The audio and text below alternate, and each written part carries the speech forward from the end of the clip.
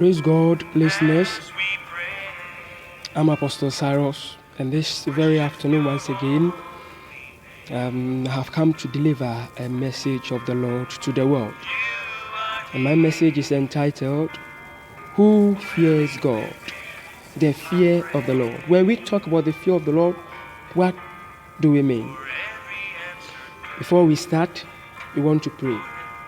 Spirit of the living God, we pray this very moment that, Lord, even as your word is coming, let it fall on the fertile ground or the land. Pray that may they grab your word, listen, and also obey. Work with it in the mighty name of Jesus. For your word says those who listen and never do it will not receive anything. We pray that, Lord, may it not be that. Anybody that will snatch, any spirit and power that will snatch your word out of your people, with your Holy Ghost fire, we come against that powers. Jesus' mighty name we pray. We thank you. Amen. First, I would like to greet and to thank all our listeners. You are listening to the voice of our salvation movement. Thanks also to Apostle Samson Opoku Achakli, the leader of the movement. And also greetings to Sir Enoch, my good friend. May the Lord bless you so much. And also to Pastor or Prophet Elijah from Heaven's Ministry, and to all those who belongs to our salvation movement and the Lord our Righteousness Ministry, all the men of God therein. I greet you, I salute you. Okay, then we are moving to our topic of discussion this very afternoon. The topic of discussion says, Who fears God? Today we have seen in our Christendom that all Christians claim they fear God. Yes, these are only words but not actions. Your actions should speak louder than your words, because that is what men will see and glorify your Father. This is what men will see and believe our God. Christians have to stop speaking and practice. And practice. And practice. Who fears God? Or what is the fear of the Lord at all? Without wasting time, we'll be opening our scripture to Proverbs chapter 8, verse 13. Let's see what the word of the Lord says to us there. The Bible in Proverbs chapter 8, verse 13 says, it said, For the fear of the Lord is to hate evil.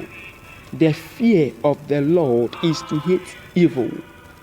So, Papa, Mommy, how do you define the fear of the Lord? How do you define it? Man of God, how do you define the fear of the Lord? Now it seems you have taken things in the church to be some secular should be. You don't care about what goes on, no discipline in the house of the Lord anymore. What everybody seems to be good, to be right, everybody do it. No, that is not Christianity. That is not Christianity.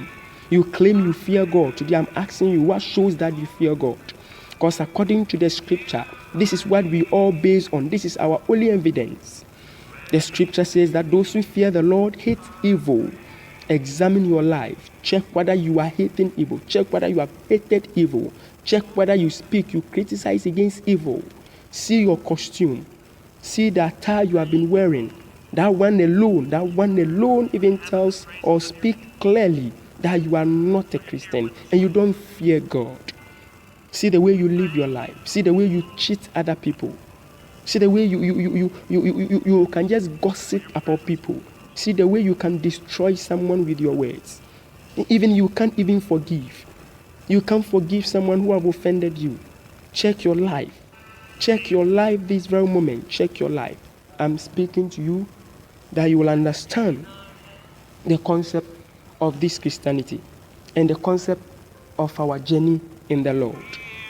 We say the fear of the Lord. We are not talking about just nothing and just something, but we are talking about to hate evil. That is the fear of the Lord. Anybody who claims he fears God and the person is not hating evil has a problem. The person is not departing, is not fleeing from sin, from iniquity, has a problem. The person is a liar and he don't believe in the God we know is the creator of heaven and earth. We continue. He said, pride and arrogance, an evil way, and the perverse mouth I hate. This is for the Lord, what he has said to us this very moment. We will not just take that one alone as our backing support, but we also have a scripture verse in Psalm chapter 37. Let me read that aspect or that part also for you. Psalm chapter 34 rather, please. Psalm chapter 34 verse 11. Psalm 34 verse 11 going downwards. It says this, verse 11 going. It said, "Come, you children, listen to me.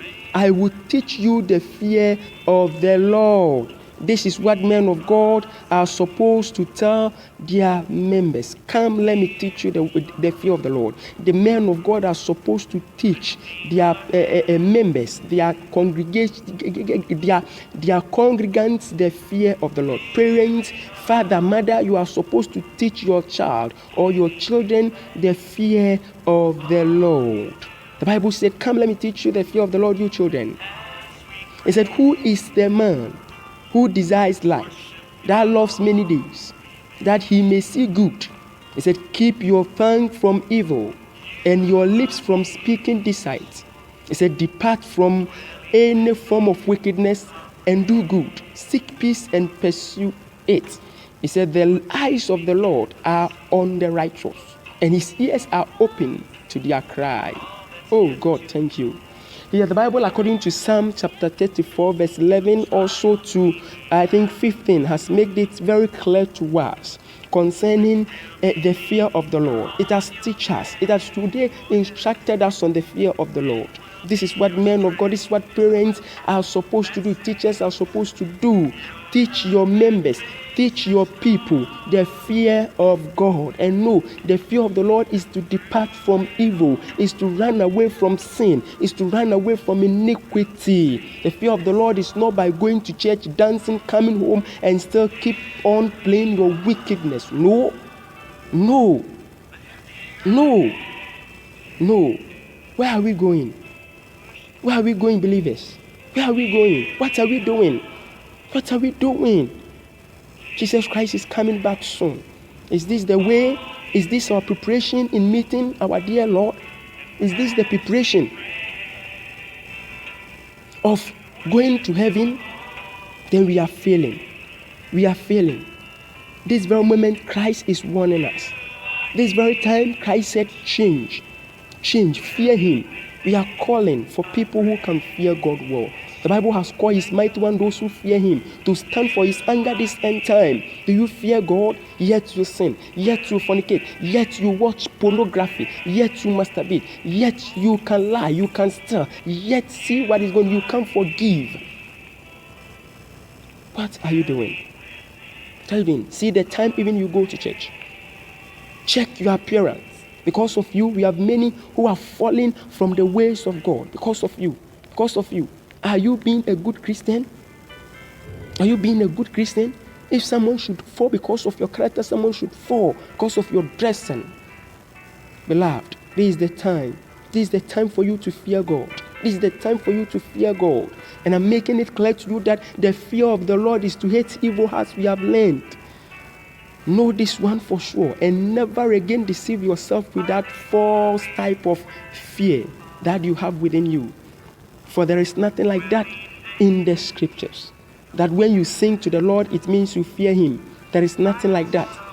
That when you pay certain things, yes, even it's good for you to pay your tithe, to pay other things, but that one alone cannot qualify your fear of God. No, no, no.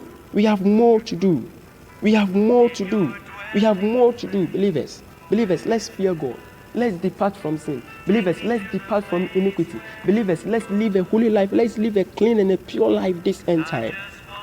The last scripture verse I want to take is from Proverbs chapter 9, verse 10. It says this one. It said, Proverbs chapter 9, verse 10 says, the fear of the Lord is the beginning of wisdom. Then it means anybody who don't fear God don't have wisdom. Wisdom. And it also means that anybody that don't know God, don't have wisdom. The fear of God gives us wisdom. Are you sure? And the fear of God is for you to depart from iniquity. The moment you start departing, running, fleeing away from sin, from iniquity, then it means you now have wisdom. That is what the Bible wants you to know. That is why God wants you to put in your mind. Some of the benefits we will get from fearing the Lord is long life, prosperity, and confidence. We have many more, but only these few ones I want you to keep in your mind.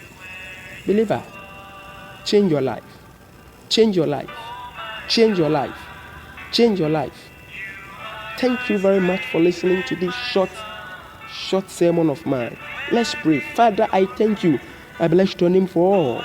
I believe that, Lord, your word will surely transform life this very afternoon. Anybody who has listened to this, I pray that, Lord, may you transform him. May you help him to be able to walk in your ways and to fear you. Oh, Jesus' mighty name we pray, we thank you. God bless you for listening. May you also live well, because God is coming very, very, very strong. This is the Voice of Our Salvation Movement.